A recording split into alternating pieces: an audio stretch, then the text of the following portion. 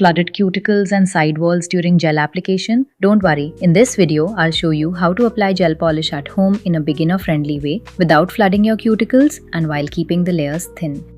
Hi everyone, welcome back to my channel. Now that you've removed your old gel and prepped your natural nails, we're finally ready for the next step, applying gel polish. Okay, first things first, check the condition of your natural nails. They should not be damaged, irritated, painful, or very thin. And before applying anything, make sure your nails are clean, dry, and already prepped, just like we covered in the nail prep video. We'll only be using 4 products, just like we covered in the beginner gel kit video. A base coat, a gel color, a top coat, and a UV lamp for curing the gel polish. First, we start with base coat. A common beginner mistake here is using too much product. Wipe one side of the brush on the bottle so you only have a small amount of gel, then place the brush slightly away from the cuticle. Gently push the product closer to the cuticle area but do not touch the skin. Then pull the gel down the nail and apply it in thin, even strokes. I like to do the center first and then move on to the side walls. Also keep the pressure very light. You are guiding the gel, not dragging it aggressively.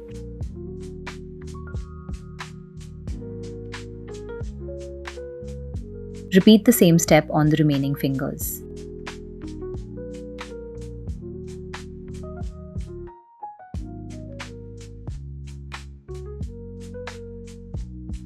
Once the base coat is neat and thin, cure it for 60 seconds.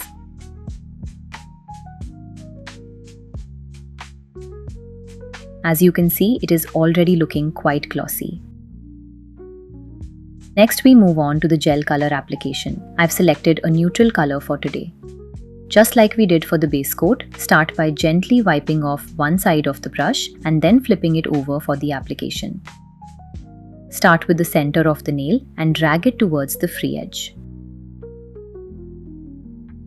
Then gently push the brush back towards the cuticle area, but make sure you are not touching the skin. Again, we are doing the center of the nail first and then moving on to the side walls. And don't worry if the first coat looks a little uneven. The goal with the first layer is to apply it in thin, even strokes. Beginners often panic here and try to make the first layer fully opaque by applying too much product. But that can lead to bulky nails or gel that does not cure properly. So make sure you are keeping the layer very thin, as you can see here, and then cure it for 60 seconds. Once the nails have been cured, we move on to the second coat. Now this is where the magic happens. The process will remain the same, but as you can see, the finish is more opaque and even. And the layer is still quite thin. That's because we applied the color in 2 thin layers instead of 1 bulky layer.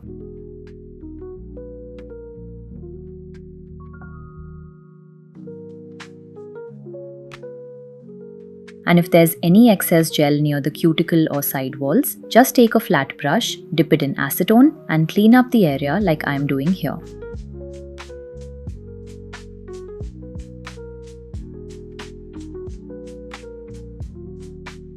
Again, cure the second layer for 60 seconds. Now we move on to the final step, which is the top coat.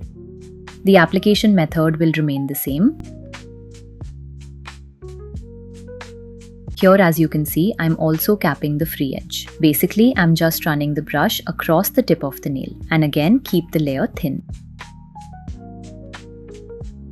Then cure it for another 60 seconds. And yeah, this is the final result of the process. One optional step is to apply cuticle oil after the application. Because of the prep and everything, your cuticles and the surrounding skin can feel a little dry, so this is a nice step to finish with.